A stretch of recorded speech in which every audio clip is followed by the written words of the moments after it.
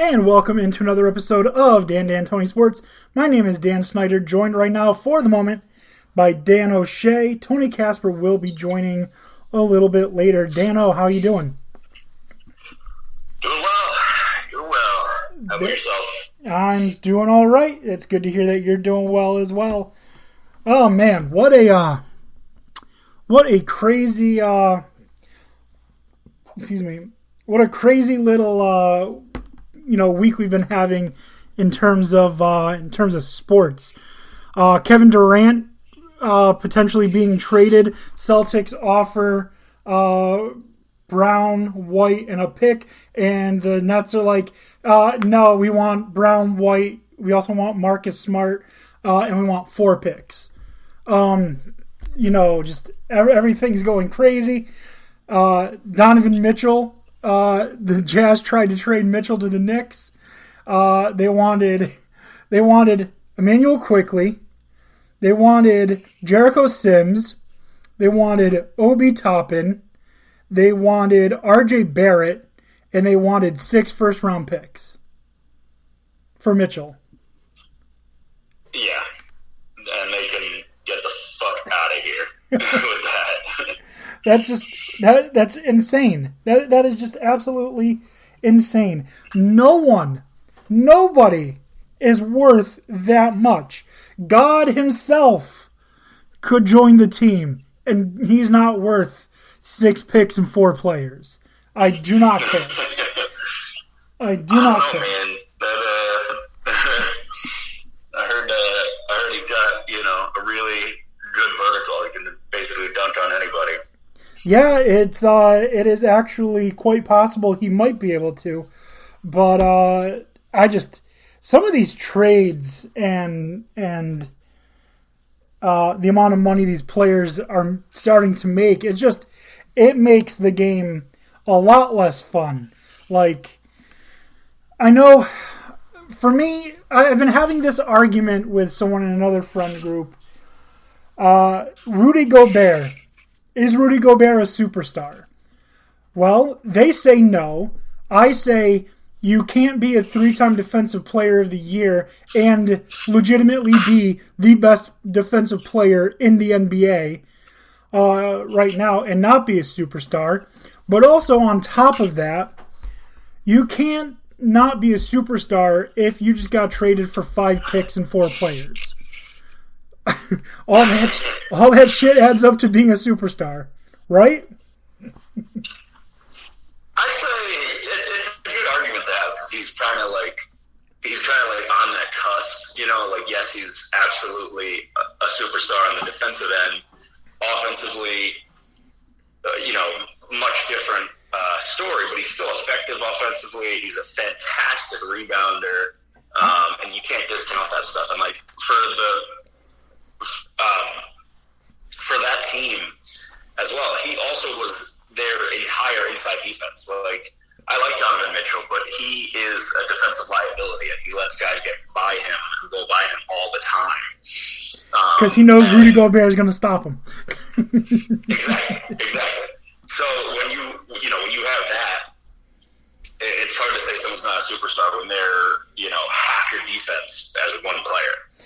Right, and his offense isn't bad.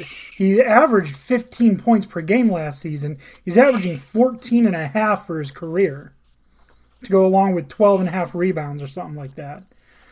His assists could be a little higher. I think he's only averaging 1.5 on his career. But I think he is absolutely a superstar. I don't even think it's a question. The other person that we talked about that they don't think is a superstar is Karl Anthony Towns. And I think that's even more crazy than not thinking Rudy Gobert is a superstar. Because Cat is a do-it-all kind of player. Yeah, I guess it also depends on your definition of superstar, too. Some people would say that, you're only a superstar if you're, top 5 in the league. And I don't think I'd call Towns top 5. No. But he's still super effective. I think he needs to be better on defense. But, offensively, he's very gifted. And he's still is. You're breaking up and you're cutting out. It's very hard to understand what you're saying. You're breaking up.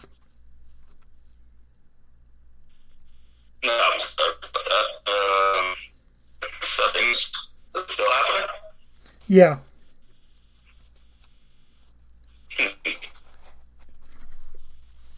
But so, while you're trying to fix that, his idea of what is a superstar is you have to be able to carry a team into the playoffs, which I think is just a ridiculous, metric, considering more than half the league makes the playoffs.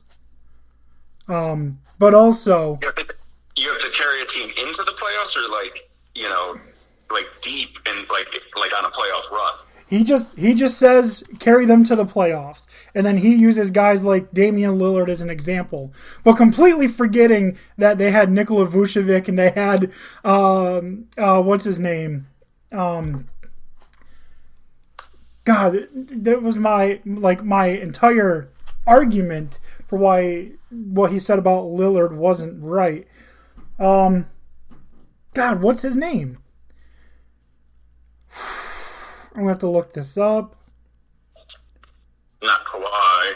No, the one who plays with... Lillard's on the Blazers. What am I talking about? McCollum. CJ McCollum. Yeah, McCollum. Yeah, as if he didn't have Nikola Vucevic, CJ McCollum, one of the Lopez brothers, for a lot of his career, So, I find that whole... carrying a team. Metric, couldn't you call Julius Randle a superstar 2 years ago? You could. I don't think that metric makes much. But then, you're also discounting players that, are superstars that aren't capable of carrying a team into the playoffs by themselves. I think we'd all agree Anthony Davis is a superstar NBA player, correct? Yeah, and he couldn't do anything with New Orleans. That's why I think you need to have something you have to have are you going to limit it to the top 10, the top 20 players in the league? Because I'd say guys like Ja Morant are a superstar, Devin Booker, Jimmy Butler is a superstar, and is Jimmy Butler top 10? He's probably right on the cusp. Towns, I'd say, is probably top 15. Along with Anthony Davis, when he's healthy, he's even higher than that, but you have to take that health into account. Lillard, top 15, top 20. But then after that, you start getting into like Paul George, who I'd say are not a superstar anymore. He used to be.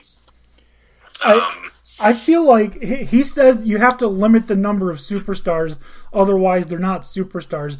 I disagree. I think the way the media portrays a player will help make them a superstar or not. LaMelo Ball, superstar, because the media makes him out to be. That makes him a superstar. All right? Ja Morant, superstar. But also, you can go 20 players deep in the NBA and be like, how is this person not a superstar? Jason Tatum. Jason Tatum's a superstar, right? He is the future of the league. One of the future. Luka Doncic. One of the future players of the league. Luka's even part of the current, elites of the league. Yeah, Luka's there already. I would say LaMelo is the future. I don't think he's a superstar yet. I think he definitely can be and likely will be, but I wouldn't put him in that echelon yet. There's no doubt that Luka is already a superstar. Right.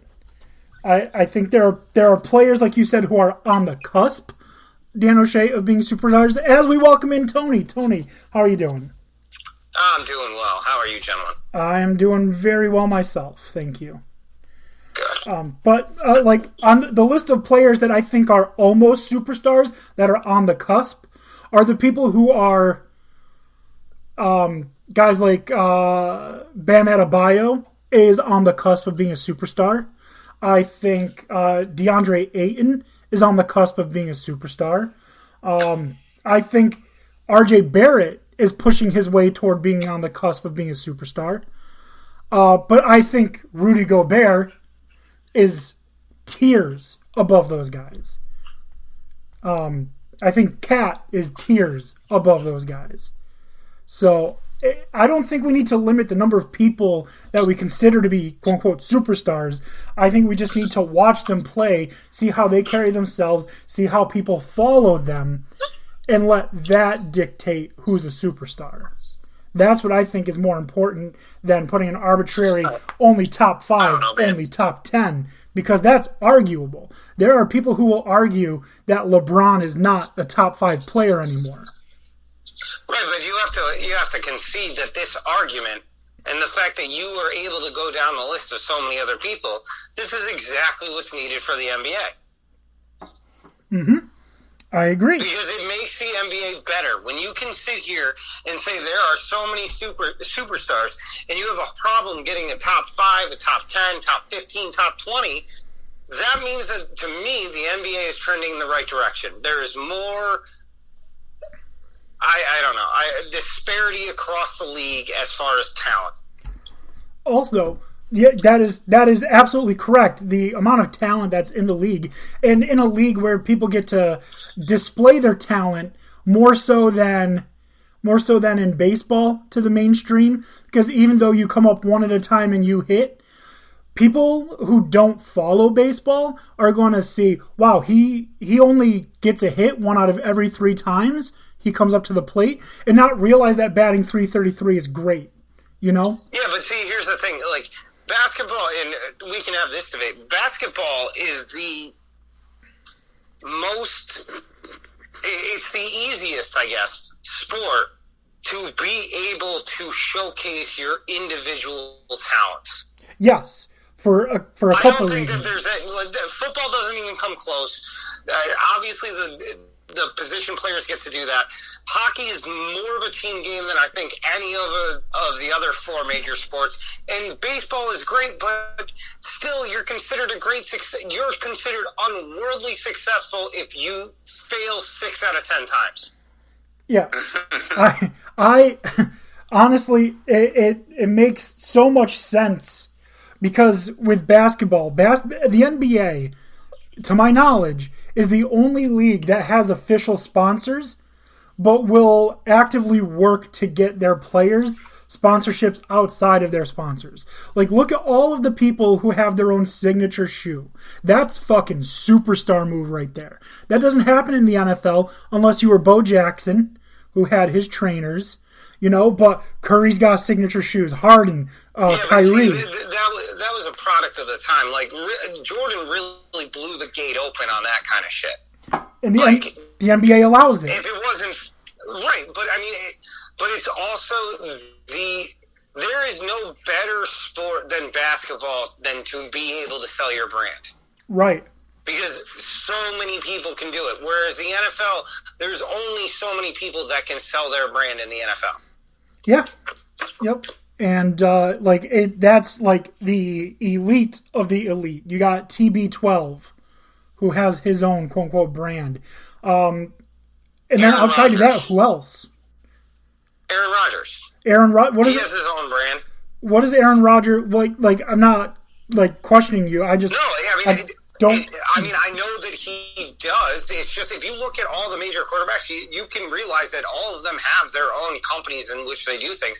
But quarterback is the one to be able to sell it. But I mean, hell, Odell Beckham has his own brand, but it's unless you're going to be the top of the top, it's not going to cut it.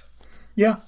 Yep. And not to mention the longevity is not there. Like, think of how long CP3's been in the league, and that motherfucker I'm sure I wasn't in on this conversation, but I'm sure he wasn't in the top 20 of conversations, but yet that guy has been doing it for multiple decades and selling that brand.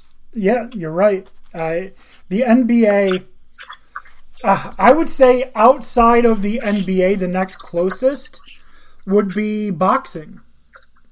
Because UFC doesn't let their people, not enough people pay attention to tennis in the United States for that to matter. And then boxing, I think, combat sport-wise, they have the most freedom. Like, look at Canelo Alvarez. He went out and created his own fucking network. I can make the argument in a certain sense that golf has very liberal ability for players to sponsor themselves, even though it's not for, like, it's not mainstream marketing, but these guys are getting marketing deals from, like, Schwab and Workday and whatever they can put on their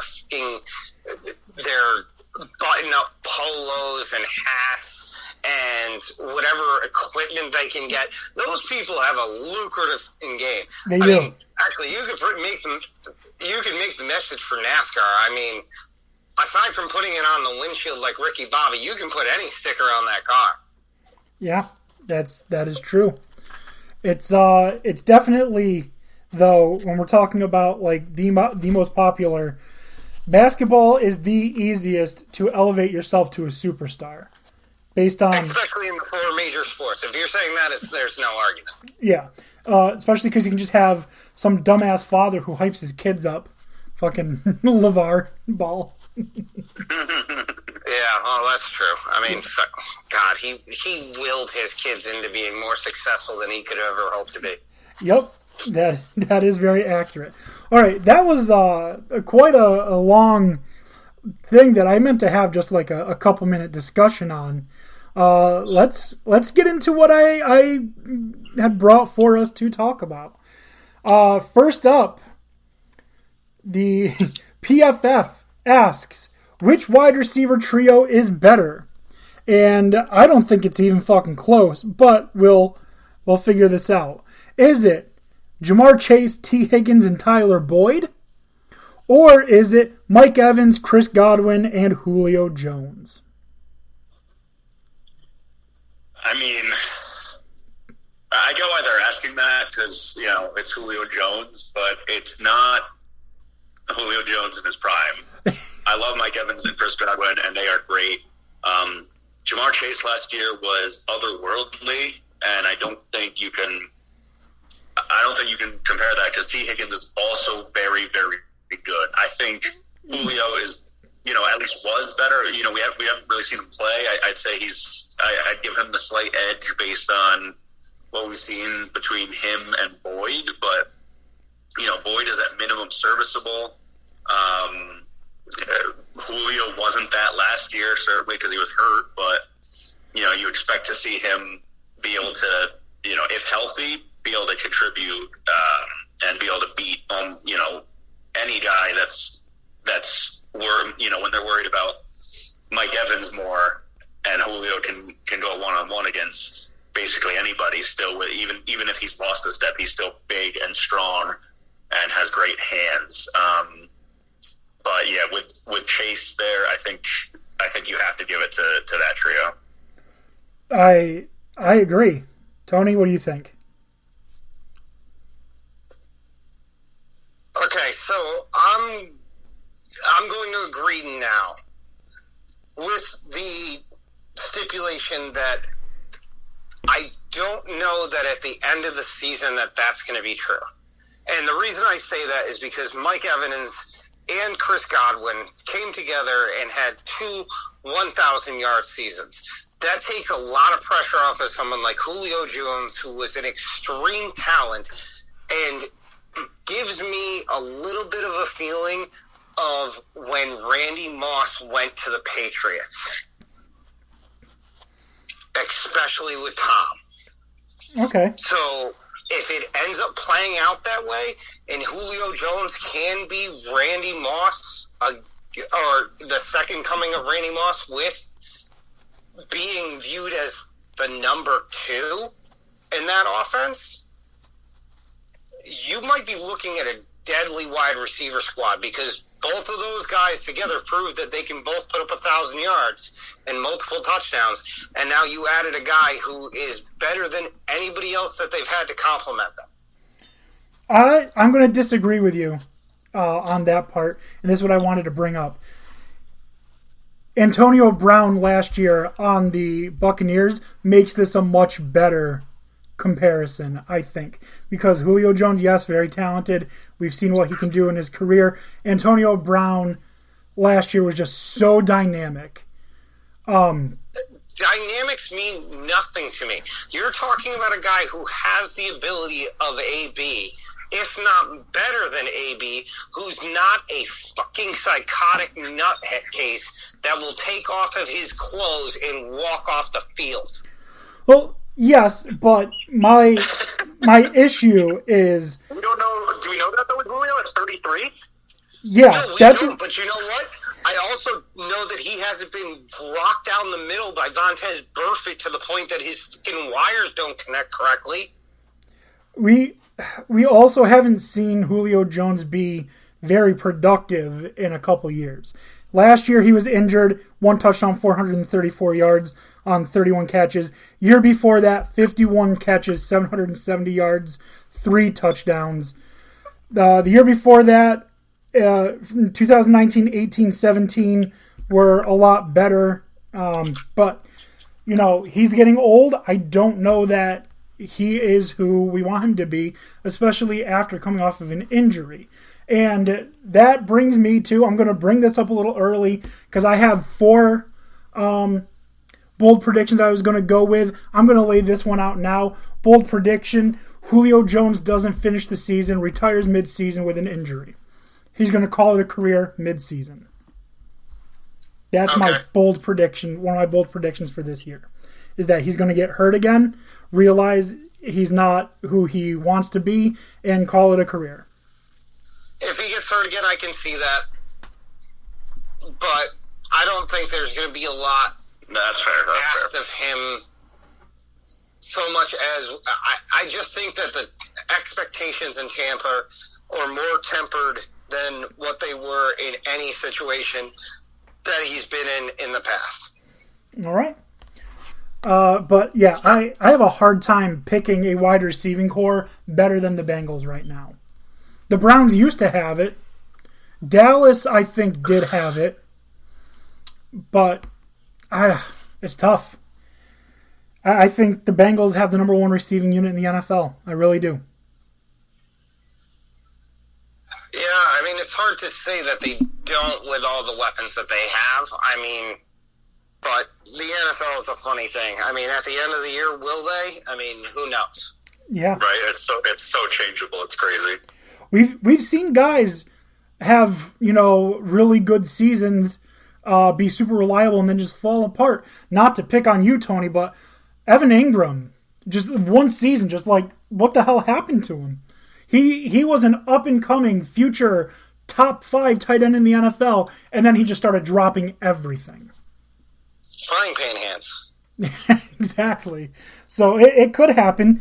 You know, Jamar Chase could. But I mean, I'm like, looking at it, I'm just saying, like, there's so many other possibilities. Like, for one, like, the Rams could be a good wide receiving team. They still have Kupp. They got Allen Robinson, who is way better of a talent than Chicago would have projected to him. And they've got a bunch of different rookies that you don't know what they are yet. They got Van Jefferson. Van Jefferson, yeah, he's good. Yeah. Allen Robinson just said, like, the coaches just said they were in love with him too today, so that's always good. You've got Atwell, who apparently is winning praise. Not to mention, I mean, look over at, the Saints don't really have a quarterback to allow it, but I mean, if Michael Thomas is back, if that is solved after Sean Payton leaving, with Chris Olave and Jarvis Landry can be the 3 for God's sakes. Yeah. Right. So, I mean, there are options out there. You know, wide receiver generators. They got Deontay Johnson, Chase Claypool, and now George Pickens. And even though that's great. Pickens, but nobody knows who's going to throw the football there. Yeah. Right. If you have 2 quarterbacks, you have no quarterbacks. Receivers in the world, but if the ball can't get to them from from Mitch's hands, then it doesn't matter. Well, Bill Parcells, I believe it was Bill Parcells, once said, see, the problem with quarterback is if you have two quarterbacks, you have no quarterbacks. So, Right. we'll see. Yeah, and there are outliers. I'm not going to say like wide receiving core being fucking great, but I mean like, what is Devontae Adams going to be like now that he gets to go back to his college bro and car? Like, what's Tyreek Hill going to do in Miami that maybe actually helps Jalen Waddle? Like, what's Devontae Smith going to be in Philadelphia now that they seem to be focusing solely on wide receivers? See, there's so many questions with all of those. Like, the Raiders, I have the least amount of questions. Devontae Adams, he's going to have, in my opinion, not saying he's not good, not saying he's not great, he's going to have a production fall off. And not because he's bad. Not because there's not going to be chemistry. But because Aaron Rodgers had him and nothing else. Hunter Renfrow is going to take a lot of pressure off Devontae Adams. Bryan Edwards is going to take a lot of pressure off Devontae Adams. Darren Waller is going to take a lot of pressure off Devontae Adams. I think Adams gets better by not having as many touches. And I know that's weird. I think he gets better by having a person that he has built-in chemistry with. Yeah. So a quarterback they that's spent all that time together in college. Like, yeah, okay, they haven't spent that much time together in the pros, but like, you think that that's just going to go away? Like, they haven't been talking in the off season? Like, they're not friends? Like, they're going to understand things together and know things about each other that is invaluable. I mean, we saw it happen in real time with Jamar Chase. yeah. Being able to go and play with Burrow. Like, there is something to be said for that being the case. You remember when he couldn't catch, though, Jamar Chase? In that whole preseason and camp bullshit? Oh, yeah, what a bad take. And remember Penei Sewell couldn't block? Everybody, including myself, who was like, oh, I guess he can't make it. I mean, is that not to be expected from a guy who said, fuck that, I'm not playing for a year? Exactly. Like everyone was giving him and Penei Sewell such shit. And they're like, oh, no. They didn't play last year. Yeah, they didn't play last year. And if they did, they'd be the consensus number 1 and 2 pick. Like, it's obvious. Michael, like, literally, people believed if Parsons, Chase, and Sewell had played, they would go 1, 2, 3 in whatever order you want them. And they're the 3 guys that sat out. Yeah, but it is what it is. I mean, you can catch balls all you want from a jug machine. That in no way simulates actual game when there's somebody on you. Right. Right. I take absolutely nothing from preseason and training camp from the guys that we know are going to make the team.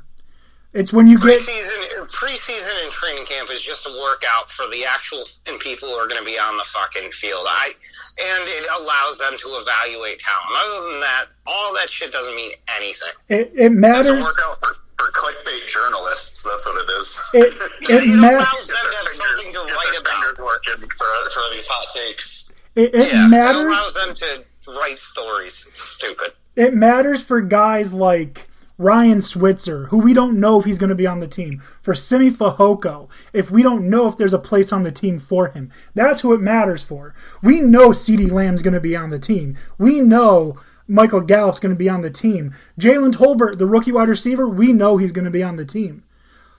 Preseason's for the people we don't know. You're telling me that Trevor Lawrence not missing a pass on his first day of camp this year doesn't mean he's going to be the greatest quarterback of all time? Exactly. That's exactly what I mean.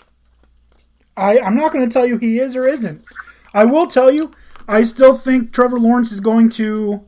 probably not. I think it's too soon. I think Trevor Lawrence is going... I said a couple years ago, Trevor Lawrence will probably be the first player in NFL history to sign a $1 billion contract. And it's going to happen relatively soon. In the next 10 years, someone's going to sign a $1 billion contract. It might be Arch Manning, who knows? But it's coming. 10 years, $100 million a year, it's coming. Not to football first. Basketball and baseball first with their ridiculous contracts. Oh, yeah, no, it's real close in baseball. But I think we're less than a decade away from it coming in football, too. decent, to good player that's not elite, like Jalen Brunson can make, $200 million, then, you're going to see guys that are, elite of the elite in the NBA making, oh my God, with the salary cap increase they're about to get, it's coming. Fuck you, buddy. Fuck you. That is elite level Nick Jalen Brunson. You're right. How dare I slander how fucking dare you? Our new superstar. He's a superstar, right? Superstar, yep. Absolutely. All right. And I just want to touch on this one really quickly. PFF, top second-year breakout candidates. I don't want to spend any more than 3 to 5 minutes on this because I think we're all going to agree on most of these players. Number one, they have Trevor Lawrence. Obviously, he's got to have a better season. If not, he's in real trouble because he had a real shit season last year. You can say that about any of the top 3 quarterbacks in the draft last year. Zach Wilson, Fields, Lawrence, they all were not, great and are expected to all make at least some sort of jump. I think the Bears did the least of those 3 teams to support their quarterbacks. Say what you will about the Jags' moves and overpaying Christian Kirk, but they went out and they got guys for T-Law to throw to and to protect him, even if they overpaid. Right. Davis Mills looked pretty good, and Mac Jones obviously looked pretty good. But I don't think they need to make as big of a jump as Wilson, Lawrence, and Fields. I think their progression... Right, they were always expected to have a lower ceiling anyway and be a bit of at least Mac Jones was expected to be a bit of a high floor type guy and was. And Mills was a bit of a surprise. I think he looked very good his first year. It would be great to see him continue to develop, not only because I have him in at least one dynasty league. Yeah, next man up, as they say. Number 2, Christian Barmore. I think he was decent enough. A big jump for him would be nice. Really shoring up that Patriots defensive line. I don't know why he is on this because I thought he did just fine. Dan O'Shea, Elijah Moore at number 3. I want to see it. You want to see it? He was hurt. He looked explosive. He just had unfortunate, nagging injuries. Mm-hmm. Number 4, they have J.C. Horn. I don't think any of us would disagree. We expected more from him. Rashad Bateman, he's going to have to, now that Hollywood's gone. I'm Hollywood expecting huge things from Bateman, to be honest. I'm high on him this year. They got Mark Andrews to throw to, and then him. And Devin Duvernay. Don't forget about Devin Duvernay. He's good. Don't sleep on Duvernay. The most baffling one at number 6, Kwity Paye. He was very good. Yeah, what? Right? He was for a rookie. He was fantastic. He's no Micah, but he was a top 5 defensive rookie, in my opinion. Yeah. He was right up there with Jalen Phillips and the corner that the Broncos took from the Cowboys. What's his name? Surtain. They were all in there together. Kwity Paye, I probably would have put him as my number 3 defensive player behind Jalen Phillips and Micah Parsons as defensive rookies, honestly. Yeah, I don't think you can put guys that are like that's like saying Jamar Chase needs to make a big jump. How are you gonna put guys that are top 5 rookies in this category of expected to make a huge leap if they're already there? They can't make a huge leap. Their leap can only be so large if they're already elite among their peers. What's his fucking leap? Aaron Donald? Yeah. Anyways, moving on to Sam Cosmi. I don't think many people expected too much from him. Trey Lance. Yeah, fair. 49ers just gave up on Jimmy G, so Trey Lance better be it. Yep. Kelvin Joseph at number 9. The one game he got to start, he looked pretty good. He needs to stop riding around with gangbangers and fucking murdering people, but okay. You guys know about that, right? I heard whispers. Yeah, I heard. Yeah. He was in the car with a dude who shot and killed someone in Dallas, and for like 6 months just didn't say shit about it. Like, he shouldn't even be playing. Like, he's a Cowboy, but he shouldn't be playing. Accessory to murder should be fucking automatic suspension for at least a year, plus prison time. No, I mean, who was it that was just was calling people out? Teddy P, I think, was just like, we need to stop being fake gangsters, trying to be wannabe gangsters and be role models. I was like, all right, Teddy, I dig you. Teddy Gibbs. All right, and finally, Aleem McNeil. I don't think many people had as high hopes for him as they did for guys like Trevor Lawrence, J.C. Horn, Trey Lance. So I think the list is kind of wacky, but, not horrible, except for Kwity Paye. Like, why the fuck is Kwity Paye on here? I don't get it. Yeah. All right, Tony, before we go to break. It's a style list. Say that again? Said, Tony, last words before we go to break. I don't have a last word. I'm trying to think about my predictions, to be honest with you. All right. That's all I've been doing. I've been racking my brain, and I've got some outrageous ones. So I'm trying to see, like, will that actually work? The three I've got are a bit outrageous, but they're ones that I actually believe. So we'll talk about that and more when we come back after break. You're listening to Dan D'Antoni Sports. Don't go anywhere. We will be right back.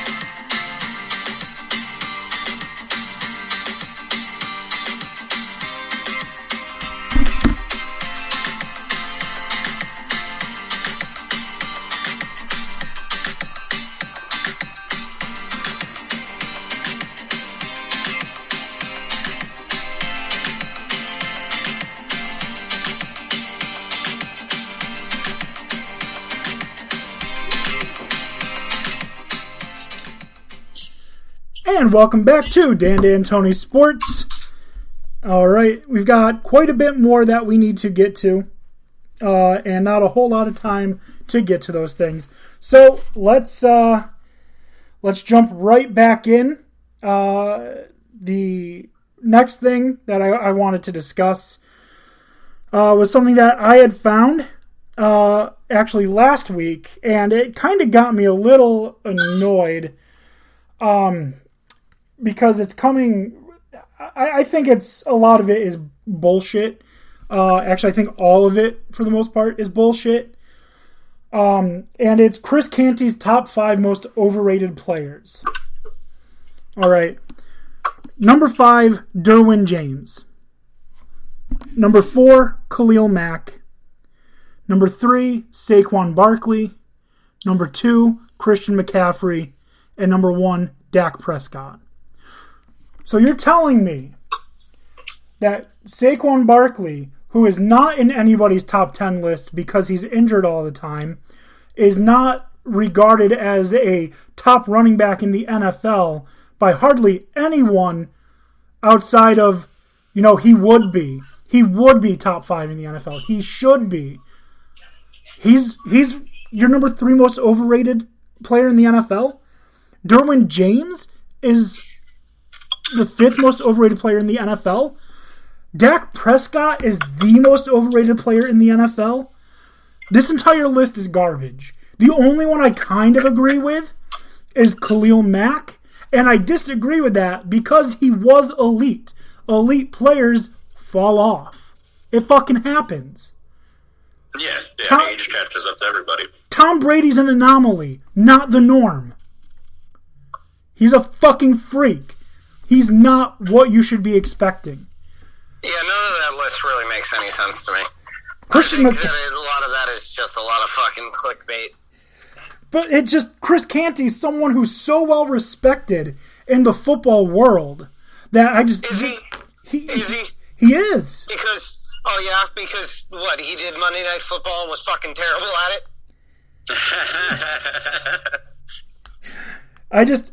I don't understand. Respected and actually being good at your job, like, those go hand in hand, and you're not good at your job, so why am I respecting you?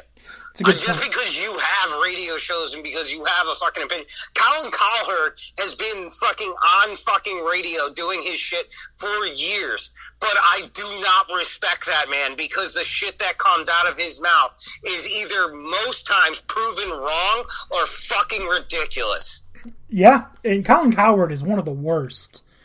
One of the worst. But so I'm supposed to give it to Chris Canty? What, because you fucking happen to be on 2 fucking Super Bowl winning teams? Motherfucker, yeah, you had a decent career, but, like, it doesn't mean that you can fucking assess people. Fuck out of here. Yeah, that's a very bad list. The only one I slightly agree with is Christian McCaffrey because he is legitimately always still talked about as being the best running back in the NFL, and he just doesn't finish seasons. No, here's the other problem I have with this list. It's fucking easy for you to come up with that list when you pick a bunch of people who have sustained fucking bunch of injuries that have prevented them from actually being on the field, you fucking twat. It doesn't make any sense.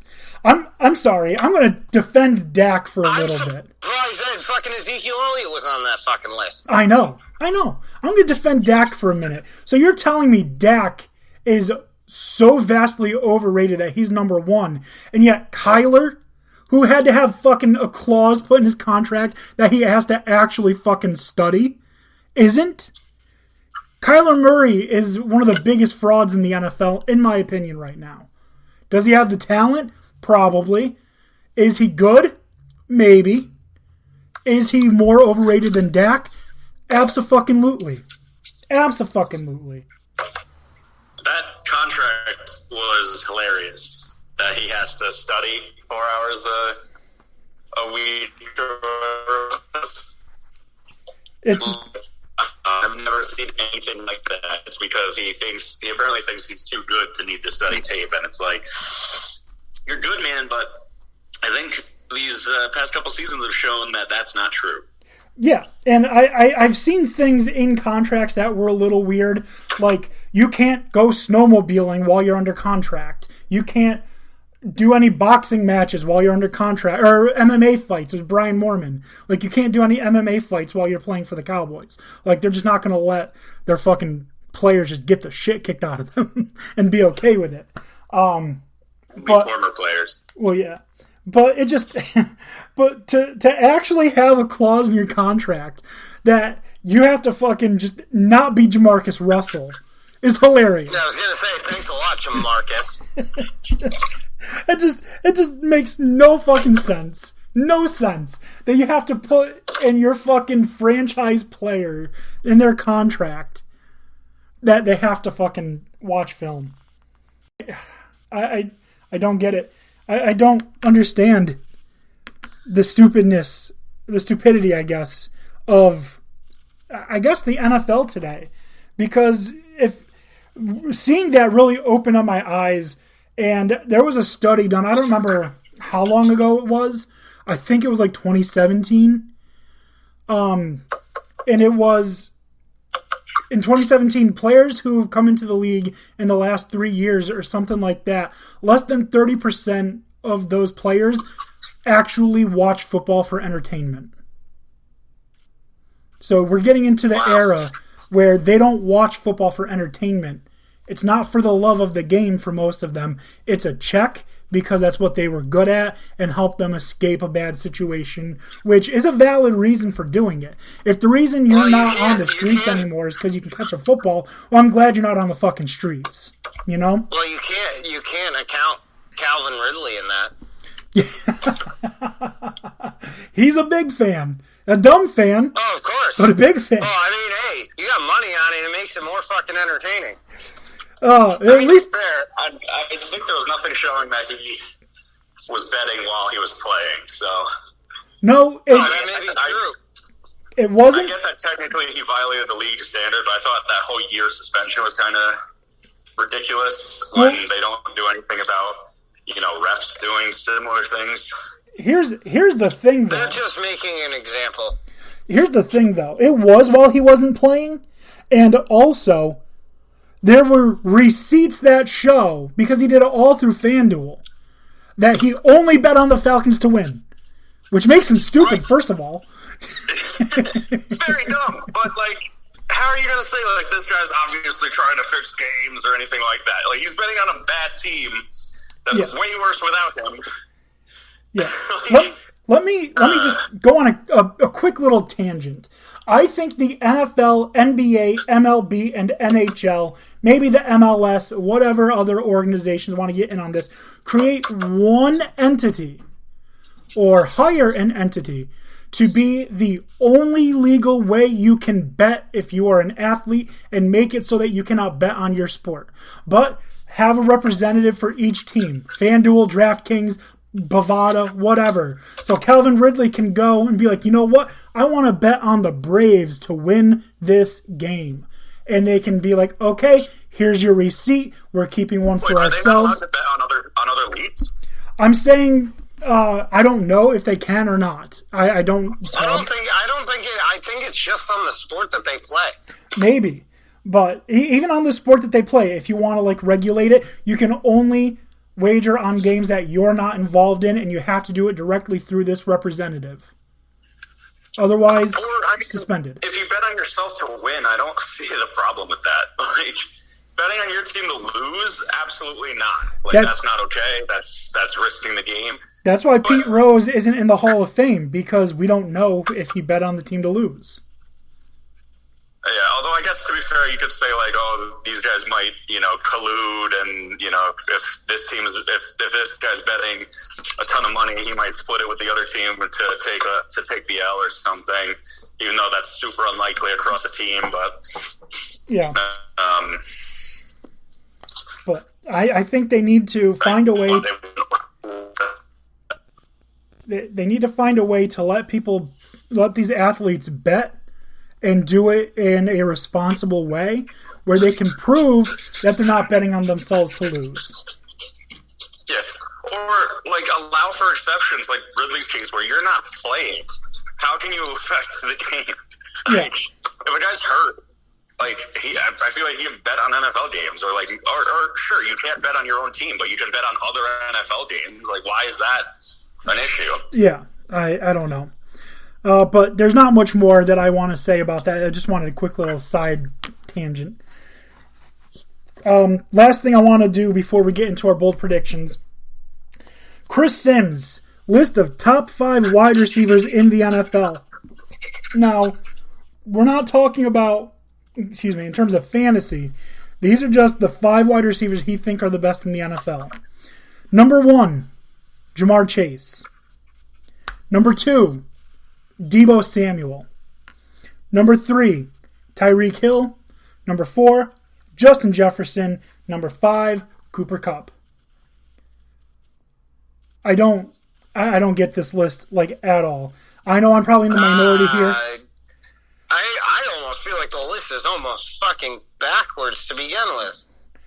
I just don't understand how you can put Deebo Samuel, who's more valuable as a running back than he is as a wide receiver, on the list of top wide receivers. Yeah, but still 1 and 2, I probably would say. Cooper Kupp is coming off winning the fucking Super Bowl MVP, having a fucking tremendous fucking year. Should have been the NFL MVP. And Justin Jefferson is arguably one of the most talented wide receivers that we've ever seen.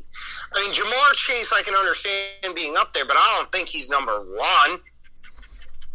No. And I'm in the minority here, I know, but I don't think Tyreek Hill's top 5. I don't. He's very good. He's very good, but it's been shown if you want to stop Tyreek Hill, just keep him in front of you.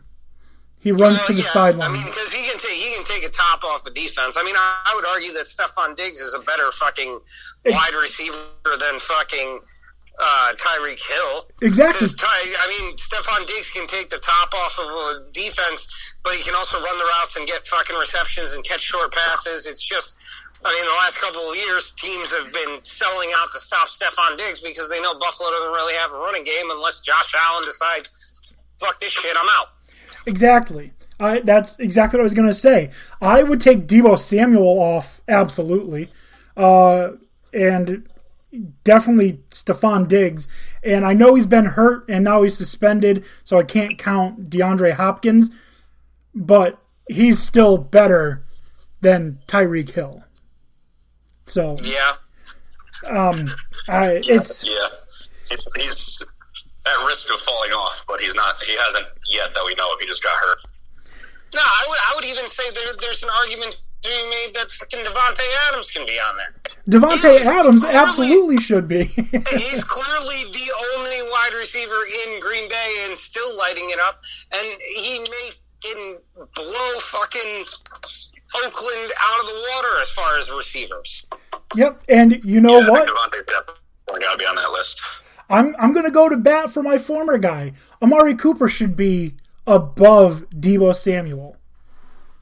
I mean, I give Deebo credit because here's the thing: Deebo took a lot of screen passes and made like 9 guys juke and got miss and got a crap ton of yards and made Jimmy Garoppolo actually look good. So, like, I'm not willing to put him in the category, but I'm also not willing to say that he's not capable of doing it because until he's in an actual system, I can't say that Deebo isn't that guy. Right. And I'm just going to, lay this out and be perfectly clear. Deebo Samuel is one of my 3 favorite players in the NFL. It's Shaquille Leonard. He wants to go by Shaquille now. He's my favorite. Easily, by far, hands down, my favorite player in the NFL. And then it's Deebo Samuel and Courtland Sutton. Those are my 3 favorite. Solid. Yeah, and I'm also not of the opinion that if you've had one stellar season, all of a sudden you're a top 5 guy in the NFL. Like, I believe in consistency to call you someone that's top 5. Any of these guys could absolutely finish top 5, but I'm not calling you one of the best 5 receivers in the NFL if I haven't seen you do it 2, 3, 4 times. In my opinion, which is the hard part with Jamar Chase, because I solely believe that we can put him in this argument because I believe that he's going to continue to be able to put up these numbers. But right, yeah, and still you haven't shown it consistently. Exactly. I believe you can, but I still want to see you do it. Exactly. In my opinion, Devontae Adams be the best wide receiver we've ever seen, but until he's done it a few times, I'm not going to give you that credit. Right, but that's why I think that Justin Jefferson deserves to be in that argument, because he's put up ridiculous numbers 2 years in a row and has no reason to show me he can't do it with a quarterback like fucking Kirk Cousins. So here's a funny thing. Last year at the end of the year, not last season, the season before, his rookie year, I said to my friends, you guys remember Brett and Alex and all of them, I said to them, I think Justin Jefferson has the ability to be the greatest wide receiver we've ever seen. And they were like, come on, it's been 1 year. Don't say that. And then at the end of last year, they were like, you know what? I think you're right. So he's just a goddamn monster. And I am thankful that the Minnesota Vikings have him because the fucking Eagles took Jalen Reagor before him. Thank fucking God. Thank God. Yeah. Talk about somebody kicking themselves in the dick. Oh, man. Fucking. That's probably why they traded up to get Devontae Smith, because they didn't want to fucking blow it again. Yeah. Oh. And now they got fucking A.J. Brown. Oh, that's okay. They don't have a quarterback to get him the ball, so I'm still not worried.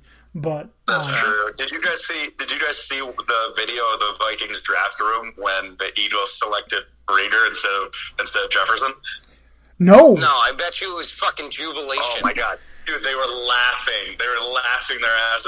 They could not believe that the Eagles went with him over Jefferson. And I think most analysts were of that opinion. The Eagles thinking they were too smart for their own good. Well, that'll happen. I do know the Cowboys were freaking out when CeeDee Lamb fell to them because they didn't know if they should pick CeeDee Lamb or Justin Jefferson. They picked wrong, but CeeDee Lamb's still very good. So it's not like they fucked up like the Eagles did. But I think Devontae Adams, if I'm not going to count DeAndre Hopkins because he's suspended for the season and he's been injured. So I'm not going to count him in my top 5 wide receivers right now. But Devontae should be number 1. Number 2, I would put Justin Jefferson over Cooper Kupp, but Cooper Kupp would be number 3. I would probably go with Stephon Diggs, number 4. And then number 5, I'm not sure. Not sure who would go at number 5. Number 5 is such a... I mean, there's so many people that vie for that option in the top 10 that, the top 5 is ever changing, especially with the way that the NFL operates. I mean, you never, like, a lot of it for wide receivers comes down to the quarterback. Like, that's how Debo is even considered on such a list, because he's taking check down 2-yard passes and creating 45 yards for quote unquote passing yards. Well, then shit, CeeDee Lamb should be fucking in the top 5 for having to catch passes from the fucking most overrated player in the NFL. All right, now you're just fucking correlating shit. Yeah. No, I think Amari Cooper, a healthy Michael Thomas, people argue Mike Evans, those would probably be 3 of the next guys. Well, we're going to keep Michael Thomas out because, again, we haven't seen him recently. So Mike Evans and Amari Cooper would probably be my next 2 with Jamar Chase right there. Okay. Let's get into our bold predictions. Let's do it. All right, let me just pull mine up, and they are pretty bold. And a lot of people aren't going to like them, but I got them. I mean, you already gave us one. All right, so I have 3 more. My number 1, and I think Dan O'Shea dropped out. He should be back in a minute. I have 3 more. My number 1, I think the Bengals missed the playoffs. And the reason being because I expect the Ravens, even without Hollywood Brown, to jump back into being the team in the AFC North. We're talking about a team that literally missed 3 starting running backs, all their starting fucking secondary at certain points. They were such a depleted team that I usually don't like to be like, oh, well, the Giants didn't have Saquon, so it's not fair, or Dak was injured and Andy Dalton had to step in. No, they literally were missing 13 to 16 players at a time. And I think that really does make a huge difference. I think the Ravens... injury depleted. I understand. I think the Ravens are going to win that division with 11 or 12 wins, and the Bengals are going to just miss the playoffs. Okay. All right. Okay. That is a bold prediction. So how are we doing this? Everyone's going around? Is that what we're doing? We're waiting for Dan O'Shea, and you and I are going back and forth here? Yeah, sure. Dan O'Shea is coming back in as we speak. Okay. But yeah, that's my first bold prediction. Is Dan O'Shea, are you back? I'm back. Okay, my bold prediction, the Cincinnati Bengals missed the playoffs. Wow, that's an interesting one, but I kind of like it because it fits with my bold prediction, which is that The Ravens win the Super Bowl. Oh, I see. We're both high on the Ravens, so Yeah, you're both high on the Ravens. I'll give you that. at least you're both high. That's a good one. All right, Tony, what's your first bold prediction? Your team in the league last year and we're still good. They're going to be ridiculous this year. I'm scared of them. We faced them week 1, and that's going to hurt. All right, I'll go with the bold prediction that doesn't involve the Ravens. Sorry, Baltimore. You shit city. Justin Herbert is going to win the MVP. A lot of people think so. That's my boy. I think he's going to put together one of the... Every year he's progressed. I think he's going to have a great year this year, which is allow him to do a lot of things while being in a very tough division, which is going to bolster it. I see Justin Herbert winning the MVP. I do not see the Chargers advancing too far in the AFC playoff, but I see Justin Herbert having an MVP season. All right.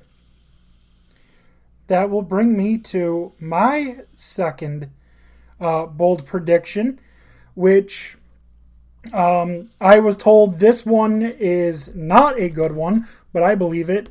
It's the Atlanta Falcons will have a better offense with Marcus Mariota than they did the last 2 years with Matt Ryan. That's super interesting because Mariota's, non-statuesque pocket presence does allow them to do some more things. They can do a lot more RPO. Marcus Mariota loves the tight end. Yeah, he does. And he's got arguably one of those guys that's going to fucking be huge. He's got a guy with a big old pit. All right. Yep. Dan O'Shea, let's hear your next bold prediction. My next bold prediction is that the New Orleans Saints win over 10 games. Wow. The playoffs. They were I like it. They were trending well with Jameis before he got hurt. So I see it. I do see it. Famous Jameis's eye surgery, it turns out to be the best thing he ever did. Michael Thomas coming back. They have Chris Olave. You have Kamara, assuming he doesn't have legal problems. I can see it. I can see it because that defense has been ramping up for a while. I like it. I like that prediction.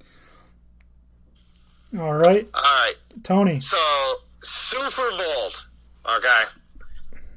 Travis Etienne wins the NFL Comeback Player of the Year because he had no shot at winning the Rookie of the Year. Okay. I like that. Yeah, that's not a bad one. He blows his knee out. Jacksonville's got to be in a better area. He and Trevor Lawrence have a relationship. Lawrence is going to get it to him. I think you're going to see McCaffrey-esque numbers out of ETN in Jacksonville because they need to get it to their playmakers that he wins Comeback Player of the Year. Okay. All right. I'm going to do a little sidebar real quick because I asked my friends, and they came up with these. DK, sign and trade. He gets traded after doing a sign and trade with a massive contract. Trey Lance, top 5 statistical quarterback in the NFL. Herbert wins MVP. And Chris, my buddy Chris, says Michael Thomas wins Comeback Player of the Year and has his first double-digit touchdown season. So those were their bold predictions. But going that along, is a bold prediction. I'm going to go. Hang on. I'm going to throw one other one in that I'm not going to say is my bold prediction, but it's something I see happening. The Carolina Panthers are in such disarray that McCaffrey's traded during the season. Yeah. Yes. Probably. During the season to a contender, and I'll even go as far to say that he goes to Buffalo because he's actually healthy. Well, that's more bold, is that he's healthy. Yeah, I know, but they need to start rebuilding. They accept the fucking inevitable considering their situation, and they've got to get him out of there because he's not happy just being the only guy doing anything on offense. they were willing to trade him last year. They offered him, Robbie Anderson, Brian Burns, and Sam Darnold, along with picks for Deshaun Watson. So he's not untouchable. So that's very possible. But I'm going to play off of your last one about the Jaguars. Bold prediction number 3. Jacksonville Jaguars finish with a better record than the Indianapolis Colts. Ooh, I don't know about that. I don't know about that. But okay. I think Matt Ryan has absolutely no mobility, and he's going to be more of a detriment to the team than Carson Wentz was. Because Carson Wentz could at least escape the pocket. Absolutely not. I disagree with this in so many different ways. One, Matt Ryan doesn't need mobility. Carson Wentz, what he didn't realize is he's got a fucking monster in his backfield, and if all else fails, you dump it off or you fucking hand it to him. And Matt Ryan is way better at reading a fucking defense and way more accurate with the ball than Carson Wentz could ever hope to be. I agree, but also I'm going off of... Not to mention they have a way better defense than Jacksonville does. Jacksonville got a lot better. They got a lot better in the offseason. They overpaid players, but they got a lot better. Uh-huh. All right, I'm going to remember that one. Yep. Also, Maryland beats Texas. I'm good. Okay, yeah, you're good for one ridiculous statement of your fucking year. No. I make many ridiculous statements that come true. Last year, I said to my friends, I am very confident that the Seattle Seahawks finished with the worst record in the NFC West, and they all called me stupid. And it fucking happened. Okay, all right.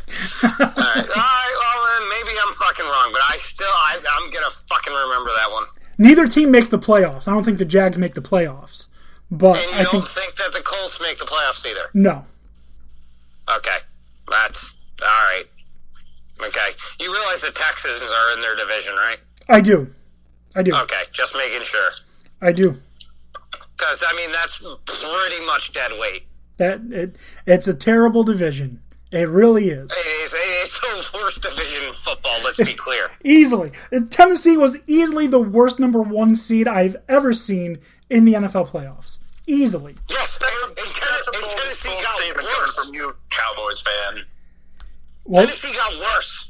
Didn't you guys make the playoffs one year as a 1 seed with an absolutely even, not a 1 seed rather, but as top of your division with a listen, Dan, record. Dan, listen. Most of the times, NFC teams playing against teams outside of their division have competitive games. It's the problem that the NFC East just continuously focuses on beating the shit out of each other for no reason at all. Yeah, the Washington football team, not last year, the year before, won the NFC East with a losing record. So. Yeah. So, we're not saying that the NFC East is fucking top tier, but they're not the AFC fucking South. That's fair. Indy doesn't even belong in the South. Never mind. Dallas doesn't belong in the East. Yeah, I know. Drawn by a fucking child with a crayon. I don't know. Anyways, we got 10 minutes left. So, Dan O'Shea, what's your final bold prediction? Okay, so this one I scrapped, but I still want to say it because it's funny, but I was thinking this, and now it's kind of become, I think, commonplace, is that Deshaun Watson doesn't play a snap this year, but I think a lot more people are starting to think that. So instead, I have a two-parter for you. Okay. And that is that none of the bottom 5 teams in the NFL are bottom 5 this year from last year. None of them repeat in the bottom 5. And every team in the AFC West makes the playoffs. I see 3 of them making it. I see obviously the Chiefs. I think the Raiders make it. I'm not sold on the Broncos at all, but the Chargers could. I think 3 of them make it. See, I'm sold on the Broncos. Broncos that used to be a wild card team, man. They have a great team, and now they got Russ, who's, It's a bold prediction, but I can actually see it being true, which is fucking shocking. Yeah. When's the last time that's happened that every team in the division has made playoffs? I don't think ever. Never, because there's never been 3 wild card teams, except last year. So it couldn't have happened. That's not as crazy as it sounds. So, okay, all right, I'll give it to you. Holy shit. I still see the Patriots locking up a playoff spot. So No, fuck Belichick. He doesn't even know who his offensive coordinator is, and if that asshole's calling offensive plays, I don't want to hear it. You want to hear another one? Yeah. Patriots are the worst team in the AFC East this year. Oh, wow. That's the boldest. I like it. That's the boldest. I like it. I like it. All right. I like it a lot. Tony, let's hear your final... it's just me in my own head, Let's hear your final bold prediction before we get our district system. I'm going to give you a bold prediction with a little bit of spice on top because the other one, I don't think it's that far-fetched. First of all, and they're probably not that bold. The city of Buffalo burns down because the Bills finally win their Super Bowl. I have them losing the Super Bowl. I have bets. I have the Bills losing the Super Bowl to the 49ers. And I have money on that. No, city of Buffalo burns to the ground because the Bills win the Super Bowl. Yeah, I wouldn't hate it. Yes, 100%. Because they're all outside in the streets celebrating and ran away from the fires. Those are the type of fans that will burn the city to the ground. They light tables on fire and jump through them. Come on. Yeah, I wouldn't be mad if the Bills won the Super Bowl. If it happens, I will get in my car, I will call off the next day, and I will drive to Buffalo to watch it burn to the ground. With Chuckles. Chuckles will be the first person at my door before I'm even fucking sending the text saying I'm not coming in. Yeah. with tables in hand. Oh, dude, he might even show up like it was a fucking Klan rally with a torch. Oh but it has nothing to do with fucking anything anti-Semitic. He's just like, we won the Super Bowl. Yeah. All right. And what's the other part? Sean Payton will be coaching a NFL team by the end of this season. Oh my God, I had that too. I said I was thinking, but I don't think it's ever happened. But I think a coach will be fired and Sean Payton will be named interim head coach. Yes, I believe that Sean Payton will be in the booth. He will do a decent job commentating or doing whatever the fuck it is he's doing. But there's going to be a team that's going to go through hardships, and Sean Payton is going to step back onto the sidelines because he can fucking do it. Yep, and I'll give you another one. Pete Carroll will be fired by the end of the season. I was just gonna say it's gonna be the fucking Seahawks. Jesus Christ. For me, it's a tight race between Pete Carroll and Matt Rule. Oh my God! I'm not even kidding. We'll go a step further. In next year's college football season, there will be a game against Pete Carroll and Jim Harbaugh. Yes. Where do you think he's going to be coaching? Purdue? I don't fucking know. Who cares? He can coach Indiana for all I give a shit. Illinois constantly goes through quarterbacks or coaches, and they fucking love ex-NFL players. They fucking coaches. do. Look at fucking Lovie Smith. Yup, they fucking do. Yeah, it's a good point. Oh, man. Jesus Christ, Tony. We're like that last one there. We're like fucking wavelengths. I said to my friends, Sean Payton will be coaching in the NFL by like week 12, and I think it's in Seattle. I thought he was going to take the year off, to be fair, but I could totally see that happening. Oh, no, Sean Payton's fucking ego will not... If there is a job that he can take, he's fucking taking it. And Pete Carroll has run his fucking course. The thing that kept me from doing that as one of mine is it's never happened. I don't think any coach outside of the team has been hired mid-season. Pete Carroll's the closest coach we've ever seen to dying on the field. Yeah, that's true. That's true. Because he's getting there. He looks like he's spry, but I can see him getting a little too excited. Prediction? Pete Carroll dies dies on the sidelines? Yes, please. Oh my God, that's good television. Chris jokingly said Joe Burrow dies. I'm like, no. And he's like, we're just progressively getting worse. I said, how about this? A fucking nuke drops in the middle of SoFi Stadium. Okay. Ending the NFL season. I'm so glad that Chuckles isn't involved in this, because if he says some shit like that, it fucking happens, okay? I'm not even kidding. Okay, this man has predicted deaths and bad fucking things before. He's like, what? He's like, can you imagine if, like, some kind of attack happened at an NFL stadium, and then literally 2 days later, bomb goes off in the Ariana Grande concert. We're sitting there talking about fucking autographs that he needs to get. He's like, I need to get Yogi Berra's autograph on a baseball. He's going to die soon. Next day, Yogi Berra's dead. I'm like, dude, stop saying shit like that, because it actually happens. That's crazy. All right, we got to end it here. Running out of time. Let me do our This Week in Sports History, and then we're going to get on out, all right? You don't have one more bold prediction?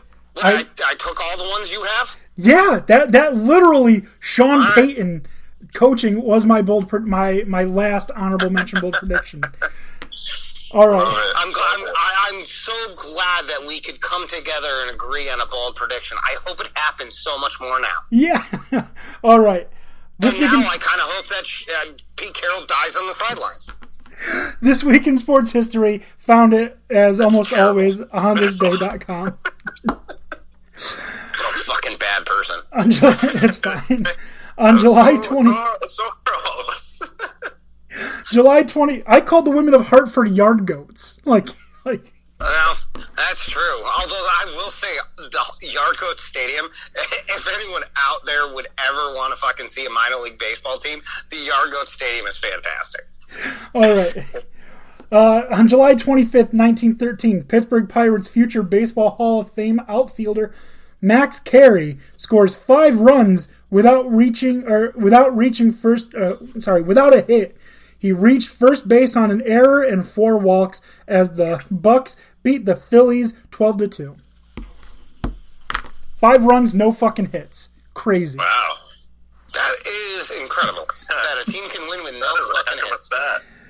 Oh my God. Max fucking Carey. All right. Guys, this is a lot of fun.